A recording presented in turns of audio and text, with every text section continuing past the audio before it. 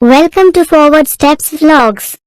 This is the sixth part of previous questions and answers related to Kerala Service Rules exam conducted by Kerala Public Service Commission. If this part is useful, then please subscribe and like the channel and enable bell icon for notification.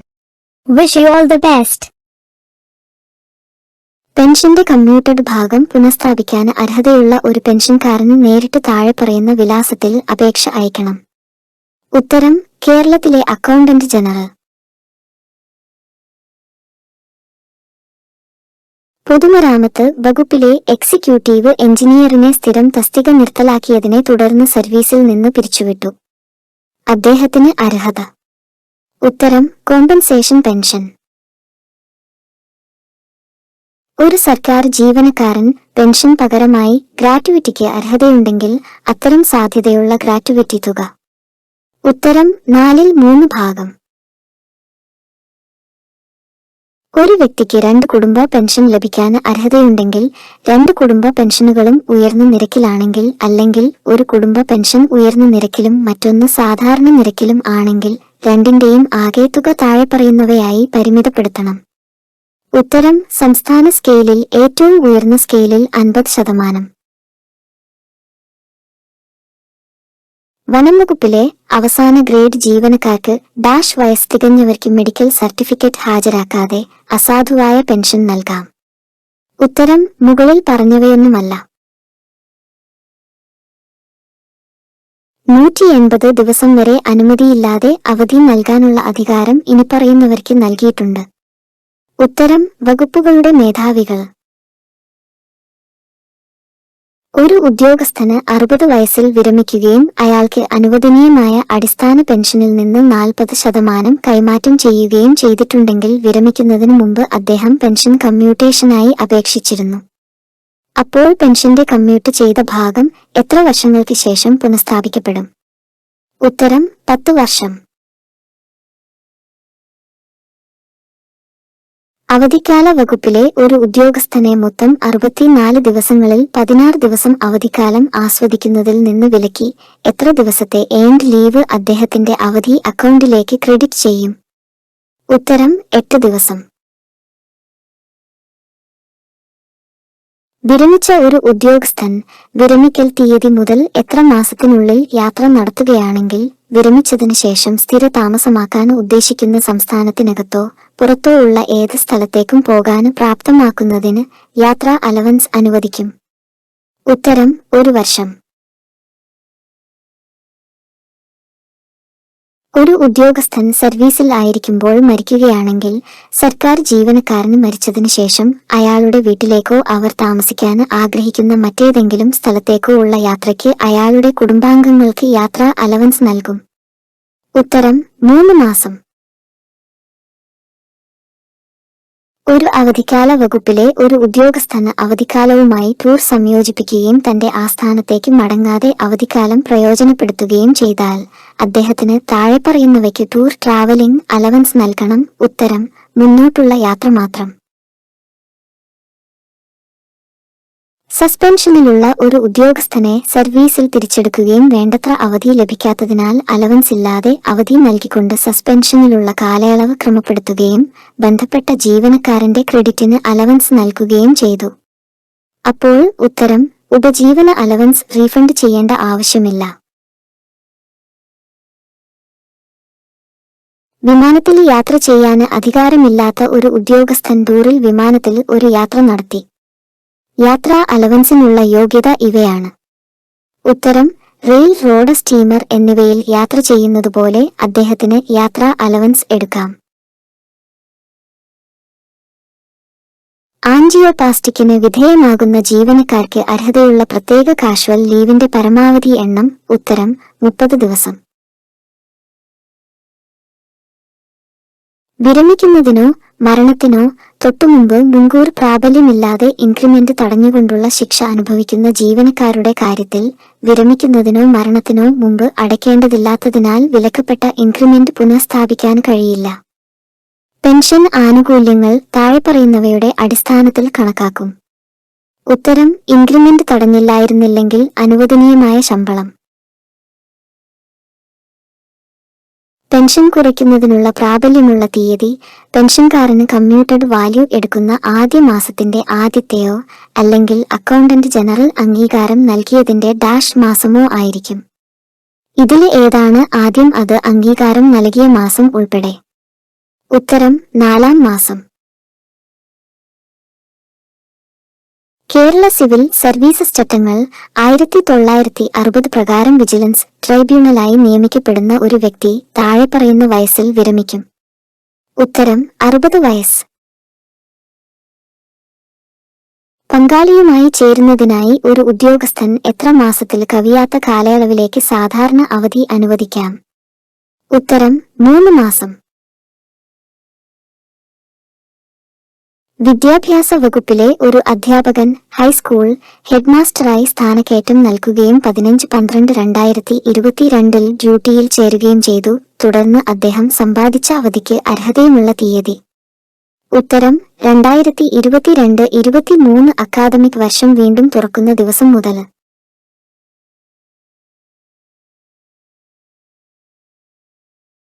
സർക്കാർ സർവീസിലേക്കുള്ള ആദ്യ നിയമനത്തിൽ ആരോഗ്യ certificate നേടുന്നതിനായി നടത്തുന്ന യാത്രക്കുള്ള യാത്രാ allowance? ഉത്തരം സ്വീകാര്യമല്ല. വീണ്ടും ജോലി ചെയ്യുന്ന പെൻഷൻകാരന്റെ ശമ്പളം താഴെ പറയുന്ന കാര്യങ്ങൾക്കനുസൃതമായി നിശ്ചയിക്കും. ഉത്തരം കേസ് 6 ഭാഗം 3 നിയമം 100. കേരള സർവീസ് ചട്ടങ്ങളുടെ ഭാഗം 1 ഭാഗം 2 പ്രാബല്യത്തിൽ വന്നത്? ഉത്തരം 1959 നമ്പർ 1. താഴെ പറയുന്നവയിൽ ഏതാണ് സസ്പെൻഷനിലുള്ള ഒരു ജീവനക്കാരന്റെ ഉപജീവന അലവൻസിൽ നിന്ന് ഈടാക്കാൻ പാടില്ലാത്തത്? ഉത്തരം കോടതി അറ്റാച്ച്മെന്റ് അടയ്ക്കേണ്ട തുക. 5 വർഷത്തെ വെയിറ്റേജ് ഉൾപ്പെടെ മൊത്തം 32 വർഷത്തെ യോഗ്യതാ സേവനത്തിൽ അസാധുവായ പെൻഷനുള്ള പെൻഷൻ ആനുകൂല്യങ്ങൾ എത്ര വർഷം നൽകേണ്ടതാണ്? ഉത്തരം 30 വർഷം.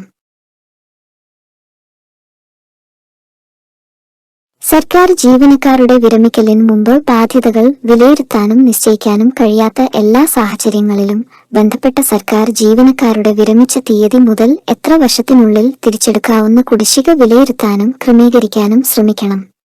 ഉത്തരം 1 വർഷം. സാധാരണയായി വ്യക്തിഗത സർട്ടിഫിക്കറ്റ് ഓഫ് ക്യാരക്ടർ നിർദ്ദേശിക്കുന്നില്ലെങ്കിൽ സർവീസ് ബുക്കിൽ രേഖപ്പെടുത്താൻ പാടില്ല.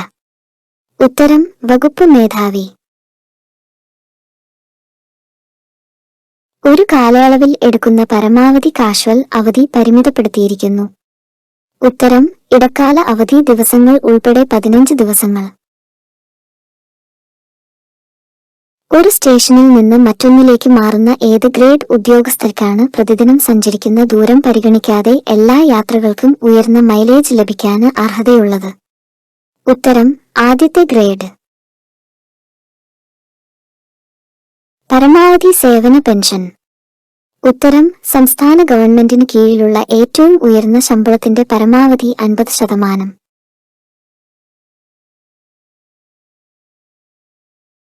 പൊതുതാൽപര്യമനുസരിച്ചുള്ള സ്ഥലം മാറ്റത്തിനുള്ള തയ്യാറെടുപ്പിനായി ഒരു ഉദ്യോഗസ്ഥന് അനുവദിക്കുന്ന പരമാവധി ദിവസങ്ങൾ? ഉത്തരം 6 ദിവസം. സംസ്ഥാന സർക്കാർ ജീവനക്കാർക്കും അധ്യാപകർക്കുമുള്ള ഏറ്റവും പുതിയ ശമ്പള പരിഷ്കരണ ഉത്തരവ് പ്രകാരം റോഡ് യാത്രയ്ക്കുള്ള മൈലേജ് അലവൻസ് എല്ലാ ഗ്രേഡ് ഉദ്യോഗസ്ഥർക്കും കിലോമീറ്ററിനുള്ള നിരക്ക്? ഉത്തരം 2 രൂപ 50 പൈസ. ഒരു ഉദ്യോഗസ്ഥന് ചാർജ് അലവൻസ് അനുവദനീയമായ പരമാവധി കാലയളവ്? ഉത്തരം 3 മാസം.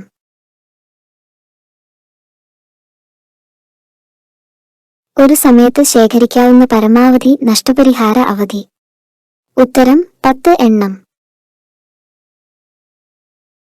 കോഴിക്കോട് കളക്ടറേറ്റിലെ ഒരു ജൂനിയർ സൂപ്രണ്ട് 25/5/2023 രാവിലെ 7 മുതൽ 27/5/2023 വൈകുന്നേരം 7 വരെ തൃശൂരിൽ പര്യടനം നടത്തിയിരുന്നു. ദിവസേനയുള്ള പരമാവധി അലവൻസ് ലഭിക്കാൻ അയാൾക്ക് അർഹതയുണ്ട്? ഉത്തരം 2.5 അലവൻസ്. ശാരീരികമായി വൈകല്യമുള്ള സർക്കാർ ജീവനക്കാർക്കുള്ള പ്രത്യേക ആകസ്മികാവധി. ഉത്തരം: ഒരു കലണ്ടർ വർഷം. മെഡിക്കൽ സർട്ടിഫിക്കറ്റ് അടിസ്ഥാനത്തിൽ പരമാവധി 15 ദിവസം. 1/7/2009 മുതൽ ഒരു സർക്കാർ ഉദ്യോഗസ്ഥന് 9 വർഷത്തെ യോഗ്യതയുള്ള സേവനമുണ്ടായിരുന്നു. കൂടാതെ അദ്ദേഹം തന്റെ മുഴുവൻ സേവനകാലത്ത് ഒരു തരത്തിലുള്ള അവധിയിലായിരുന്നില്ല. അപ്പോൾ അയാൾക്ക് താഴെ പറയുന്ന പെൻഷന് അർഹതയുണ്ട്. ഉത്തരം: സ്റ്റാറ്റ്യൂട്ടറി പെൻഷൻ. താൽക്കാലിക സ്ഥലം മാറ്റത്തിനുള്ള ഉദ്യോഗസ്ഥരുടെ യാത്രാ അലവൻസ്. എത്ര മാസങ്ങളിൽ കൂടാത്ത ഡ്യൂട്ടികൾ, ഒഴിവാക്കൽ എന്നിവ. അത്തരം യാത്രകൾ ടൂർ യാത്രകളാണെങ്കിൽ അനുവദനീയമായ അലവൻസുകളിൽ മാത്രമായി പരിമിതപ്പെടുത്തും. ഉത്തരം: 2 മാസം. ഓരോ വകുപ്പ് മേധാവിയുടെയും അടുത്ത 12 മുതൽ 18 മാസത്തിനുള്ളിൽ വിരമിക്കാനിരിക്കുന്ന ഗസ്റ്റഡ് ഇതര സർക്കാർ ജീവനക്കാരുടെ ഓരോ വർഷവും താഴെ പറയുന്ന ഓരോ 6 മാസത്തിലൊരിക്കൽ തയ്യാറാക്കുന്ന ഒരു പട്ടിക ഉണ്ടാക്കിയിരിക്കണം. ഉത്തരം: ജനുവരി 1-നും ജൂലൈ 1-നും. സർവകലാശാലയ്ക്ക് വേണ്ടി യാത്ര ചെയ്യുന്ന പൊതുഭരണ വകുപ്പിലെ ഒരു അണ്ടർ സെക്രട്ടറിക്ക് നേരിട്ട് യാത്രാ അലവൻസ് ലഭിക്കും. ഉത്തരം: സർവകലാശാലാ നിയമങ്ങൾ അനുസരിച്ച് സർവകലാശാല. ഒരു ദിവസത്തിലെ മൊത്തം യാത്ര 32 കിലോമീറ്റർ കവിയുന്നുവെങ്കിൽ ഒരു ഉദ്യോഗസ്ഥന്റെ മൈലേജ് അലവൻസ്. ഉത്തരം: ദൈനംദിന അലവൻസ്. ക്രിമിനൽ കുറ്റത്തിന് കസ്റ്റഡിയിലെടുത്ത ഒരു ഗ്രാമപഞ്ചായത്ത് സെക്രട്ടറി കസ്റ്റഡി കാലാവധി എത്ര മണിക്കൂറിൽ അധികമാണെങ്കിൽ സസ്പെൻഷനിലാണെന്ന് കണക്കാക്കും?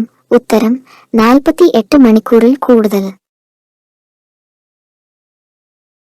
യാത്രാ അലവൻസ് കണക്കാക്കുന്നതിനായി ഉദ്യോഗസ്ഥരെ എത്ര ഗ്രേഡുകളായി തരംതിരിച്ചിരിക്കുന്നു? ഉത്തരം: 4 ഗ്രേഡ്. ജനനവർഷം അറിയാമെങ്കിലും കൃത്യമായ മാസം അറിയാത്ത ഒരു ഉദ്യോഗസ്ഥരുടെ കാര്യത്തിൽ ജനനത്തീയതി. ഉത്തരം: ജൂലൈ 1. തൃശൂരിലെ കിലയിൽ പരിശീലനത്തിനായി ഒരു ഉദ്യോഗസ്ഥനെ നിയോഗിച്ചപ്പോൾ അവിടെ സൗജന്യ താമസവും നൽകി. അപ്പോൾ കിലയിൽ താമസിക്കുമ്പോഴുള്ള ദൈനംദിന അലവൻസിന്റെ അർഹമായ നിരക്ക്. ഉത്തരം: 4-1. ഒരു ജീവനക്കാരന് യോഗ്യതയുള്ള എത്ര വർഷത്തെ സേവനം പൂർത്തിയാക്കിയ ശേഷം എപ്പോൾ വേണമെങ്കിലും വിരമിക്കണമെന്ന് സർക്കാരിന് ആവശ്യപ്പെടാം? ഉത്തരം: 30 വർഷം. സർക്കാർ സേവനത്തിൽ ഏർപ്പെട്ടിരിക്കുന്ന വ്യക്തികളുടെ ഇടവാകൈ സേവനത്തിന്റെ എത്ര ശതമാനം പെൻഷൻ കണക്കാക്കുന്നതിനായി കണക്കാക്കും? ഉത്തരം: 50%. ഭാര്യ ഭർത്താക്കന്മാർ ഇരുവരും സംസ്ഥാന സർക്കാർ ജീവനക്കാരാണെങ്കിൽ അവരിൽ ഒരാളെ ഒരേ സമയത്തോ അല്ലെങ്കിൽ മറ്റൊരാളെ സ്ഥലം മാറ്റി എത്ര മാസങ്ങൾക്കുള്ളിൽ പഴയ സ്റ്റേഷനിൽ നിന്ന് സ്ഥലം മാറ്റുകയാണെങ്കിൽ ട്രാൻസ്ഫർ ചെയ്യപ്പെടുന്ന സന്ദർഭങ്ങളിൽ സ്വതന്ത്ര സർക്കാർ ജീവനക്കാരൻ എന്ന നിലയിൽ ടിഎ ഇരുവർക്കും അനുവദിക്കില്ല? ഉത്തരം: 6 മാസം. സേവനത്തിന്റെ 1-ാം വർഷം പൂർത്തിയാകുന്നതിനു മുമ്പ് ഒരു ജീവനക്കാരന് മരണമടയുന്നു. അപ്പോൾ സ്വീകാര്യമായ ഗ്രാറ്റുവിറ്റി മരണസമയത്ത് ഉദ്യോഗസ്ഥന്റെ എത്ര മാസവേതനത്തിന് തുല്യമായിരിക്കും? ഉത്തരം: 2 മാസം. എത്ര വർഷത്തിൽ കൂടുതൽ പെൻഷൻ പിൻവലിക്കാതിരിക്കുകയാണെങ്കിൽ പെൻഷൻ നിർത്തുന്നതാണ്? ഉത്തരം: 3 വർഷം. വിരമിക്കുന്ന തീയതിക്ക് മുമ്പ് അപേക്ഷ നൽകുകയാണെങ്കിൽ പെൻഷൻ കമ്മ്യൂട്ടേഷൻ ചെയ്യുന്നതിന് വൈദ്യപരിശോധന ആവശ്യമില്ല. ഉത്തരം: 1 വർഷം. ഒരു സർക്കാർ ജീവനക്കാരന് വിരമിക്കുന്ന തീയതിക്ക് മുമ്പ് പെൻഷൻ പേപ്പറുകൾ തയ്യാറാക്കുന്ന ജോലി ഓരോ ഓഫീസ് മേധാവിയും ഏറ്റെടുക്കണം. ഉത്തരം: 1 വർഷം. പെൻഷൻകാരന്റെ പ്രായം കൂടുന്നതനുസരിച്ച് പെൻഷൻ കമ്മ്യൂട്ടേഷൻ മൂല്യം. ഉത്തരം: കുറവ്. സർക്കാർ സർവീസിൽ പ്രവേശിക്കുമ്പോൾ ഏതെങ്കിലും സേവന ആനുകൂല്യത്തിനായി കണക്കാക്കപ്പെടുന്ന ഏതെങ്കിലും വകുപ്പിൽ അല്ലെങ്കിൽ സ്ഥാപനത്തിൽ മുൻകൂർ സേവനം താൽക്കാലികമോ സ്ഥിരമോ ആകണമെന്ന് ആഗ്രഹിക്കുന്ന ഒരു ഉദ്യോഗസ്ഥൻ സർക്കാർ സർവീസിൽ പ്രവേശിച്ച തീയതി മുതൽ എത്ര വർഷങ്ങൾക്കുള്ളിൽ യോഗ്യതയുള്ള അതോറിറ്റി സർക്കാരിന് മുമ്പാകെ അതിനായി അപേക്ഷിക്കണം? ഉത്തരം: 5 വർഷം.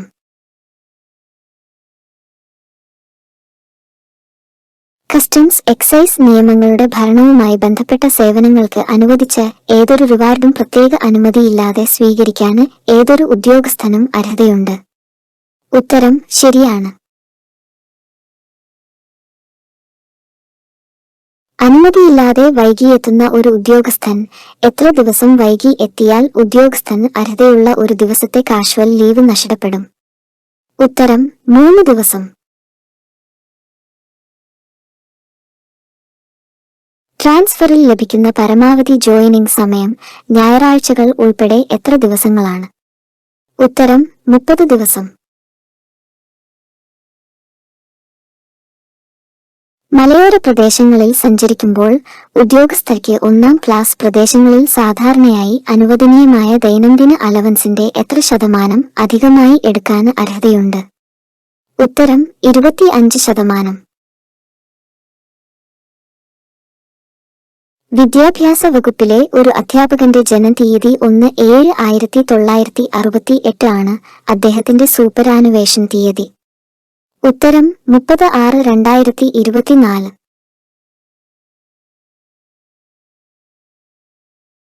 മെഡിക്കൽ സർട്ടിഫിക്കറ്റ് ഇല്ലാതെ അനുവദിക്കാവുന്ന ലീവ് നോട്ട് ഡ്യൂവിന്റെ പരമാവധി കാലയളവ് എത്ര ദിവസങ്ങളായി പരിമിതപ്പെടുത്തിയിരിക്കുന്നു?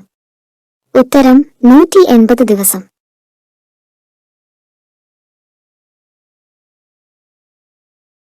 സസ്പെൻഷനിലുള്ള ഒരു ഉദ്യോഗസ്ഥന് വീട്ടുവാടക അലവൻസ് നൽകാവുന്ന പരമാവധി കാലയളവ് ആദ്യത്തെ എത്ര ദിവസമായി പരിമിതപ്പെടുത്തണം?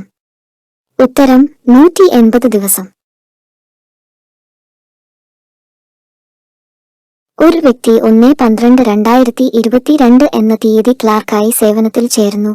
2022 അദ്ദേഹത്തിന് അനുവദിച്ചേക്കാവുന്ന പരമാവധി കാഷ്വൽ ലീവ് എത്ര ദിവസങ്ങളാണ്? ഉത്തരം 20 ദിവസം.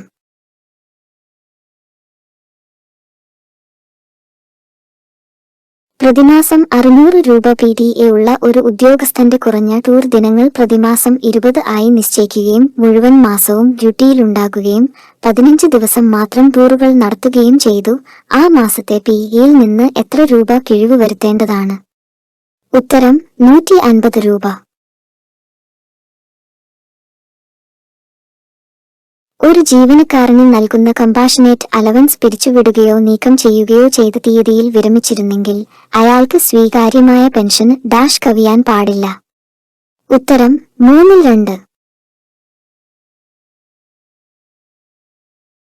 ഗവൺമെന്റ് സർവീസിൽ പ്രവേശിച്ച ഏതൊരു വ്യക്തിയും എത്ര വയസ്സ് കഴിഞ്ഞില്ലെങ്കിൽ സ്റ്റേറ്റ് ലൈഫ് ഇൻഷുറൻസിന്റെ ഔദ്യോഗിക ശാഖയിലെ ഒരു പോളിസിക്ക് സബ്സ്ക്രൈബ് ചെയ്യണം? ഉത്തരം 50 വയസ്സ്. 10/4/2021 സർവീസിൽ ചേർന്ന ഒരു ഉദ്യോഗസ്ഥന്റെ പ്രൊബേഷൻ കാലയളവ് 2 വർഷമായിരുന്നു. കൃത്യസമയത്ത് പ്രൊബേഷൻ വിജയകരമായി പൂർത്തിയാക്കിയാൽ സാധാരണയായി അദ്ദേഹത്തിന്റെ 3ാമത്തെ ഇൻക്രിമെന്റ് എന്ന്? ഉത്തരം 1/4/2024.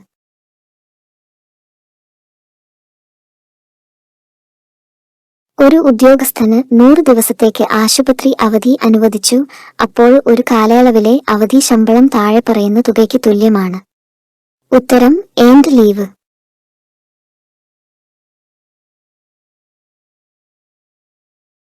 നാല് 5/2023 മുതൽ സസ്പെൻഷനിലായ ഒരു ഉദ്യോഗസ്ഥന് അച്ചടക്ക നടപടികൾ പൂർത്തിയാക്കുന്നതിന് മുമ്പ് മരിച്ചു. സസ്പെൻഷൻ കാലയളവ് ഇനിപ്പറയുന്ന രീതിയിൽ കണക്കാക്കും. ഉത്തരം ഡ്യൂട്ടിയായി.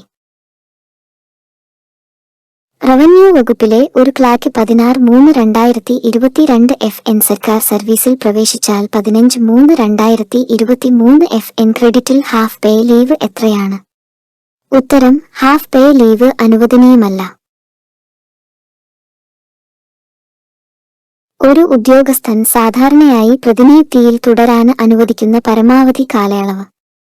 ഉത്തരം 5 വർഷം.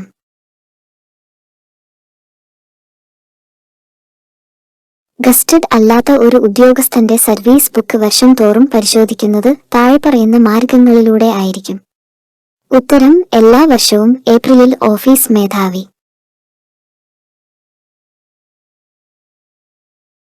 കേരള പബ്ലിക് സർവീസ് കമ്മീഷന്റെ ഉപദേശപ്രകാരം ഒരു ഓഫീസ് അറ്റൻഡന്റ് DDO ഓഫീസ് കണ്ണൂരിൽ 1/6/2022 ഡ്യൂട്ടിയിൽ പ്രവേശിച്ചു. 10/3/2022 പ്രസവിച്ചതായി മെഡിക്കൽ സർട്ടിഫിക്കറ്റിനൊപ്പം അവർ പ്രസവാവധിക്കു അപേക്ഷിച്ചു. പരമാവധി അർഹതയുള്ള പ്രസവാവധി ലഭിച്ചതിനു ശേഷം അവർ ഡ്യൂട്ടിക്കായി റിപ്പോർട്ട് ചെയ്യേണ്ട തീയതി ഏതാണ്? ഉത്തരം 7/9/2022.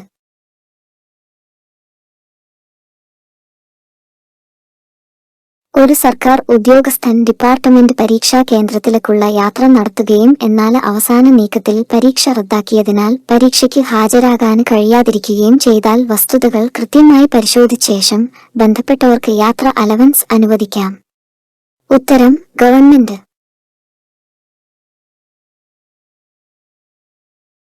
സ്ഥിരം സ്ഥാപനങ്ങളിൽ ജോലി ചെയ്യുന്ന ജീവനക്കാരെ പെൻഷൻ ആവശ്യങ്ങൾക്കായി താൽക്കാലിക സേവനത്തിന്റെ എത്ര ശതമാനം കണക്കാക്കാൻ അനുവദിക്കും? ഉത്തരം 50%.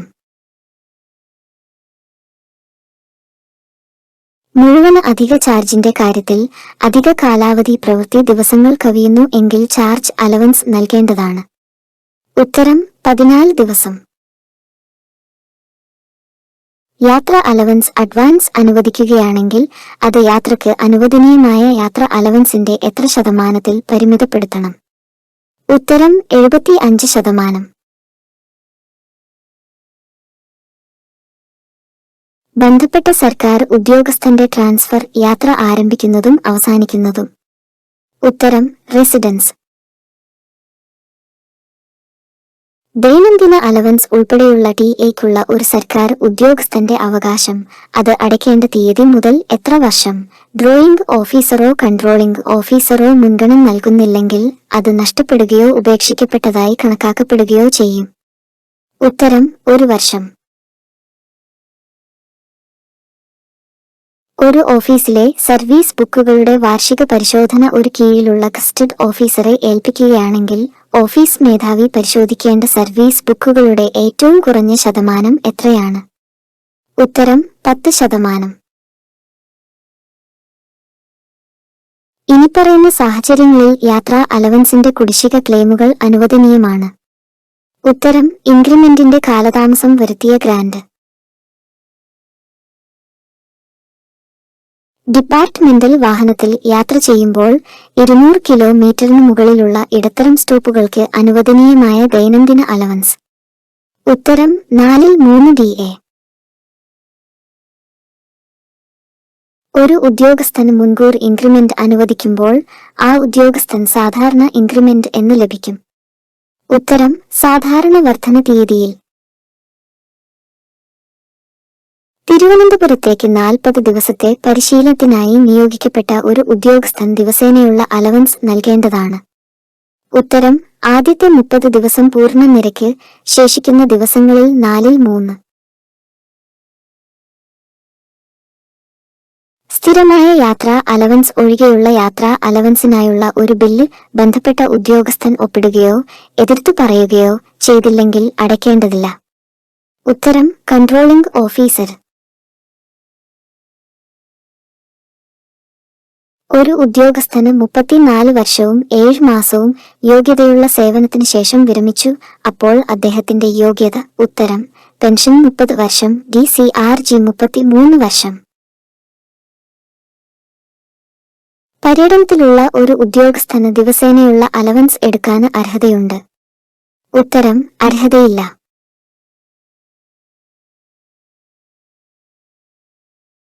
ഒരു ഉദ്യോഗസ്ഥന്റെ സർവീസ് ബുക്ക് വിരമിച്ച തീയതി മുതൽ എത്ര വർഷത്തേക്ക് സൂക്ഷിക്കും?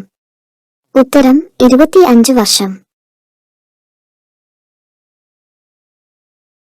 19 വർഷത്തെ യോഗ്യതാ സേവനമുള്ള ഒരു ജൂനിയർ സൂപ്രണ്ട് 31/5/2023 വിരമിച്ചു. അദ്ദേഹത്തിന്റെ അവസാനത്തെ ശമ്പളം 52,600 രൂപയായിരുന്നു. ശരാശരി പ്രതിഫലം 50,200 രൂപയാണ്. അദ്ദേഹത്തിന് DCRG ലഭിക്കാൻ അർഹതയുണ്ട്. DA 7%. ഉത്തരം 5,34,679 രൂപ. സർക്കാർ സർവീസിലേക്കുള്ള ആദ്യ നിയമനത്തിൽ ജീവനക്കാരന് സർവീസ് ബുക്ക് നൽകണം? ഉത്തരം 142/3. പര്യടനത്തിലുണ്ടായിരുന്ന ഒരു ഉദ്യോഗസ്ഥൻ സർക്കാർ താമസം സ്വീകരിക്കാൻ വിസമ്മതിക്കുകയും മൈലേജ് അലവൻസായി അപേക്ഷ സമർപ്പിക്കുകയും ചെയ്ത ഉദ്യോഗസ്ഥന്റെ നടപടി ഇതായിരുന്നു. ഉത്തരം ശരി. ഗവൺമെന്റ് ജീവനക്കാരുടെ മികച്ച പ്രവർത്തനങ്ങൾക്കുള്ള അംഗീകാരമായി മുൻകൂർ വർധനവ് നൽകുന്നതിനുള്ള എല്ലാ നിർദ്ദേശങ്ങളും ബന്ധപ്പെട്ട administrative department, public department, finance department എന്നിവ പരിശോധിക്കണം. ഉത്തരം മന്ത്രിസഭ. ഒരു ഉദ്യോഗസ്ഥന്റെ യോഗ്യത സേവനം 29 വർഷവും 1 ദിവസവും ആണെങ്കിൽ DCRGക്ക് അർഹതയുണ്ട്. ഉത്തരം 30 വർഷം. അനുബന്ധം 2-ലെ ഫോമിൽ ഡാഷ് അടവ് നിരീക്ഷിക്കുന്നതിനായി ഓഫീസ് മേധാവി ഒരു രജിസ്റ്റർ സൂക്ഷിക്കും. ഉത്തരം മുൻകൂർ പെൻഷന്.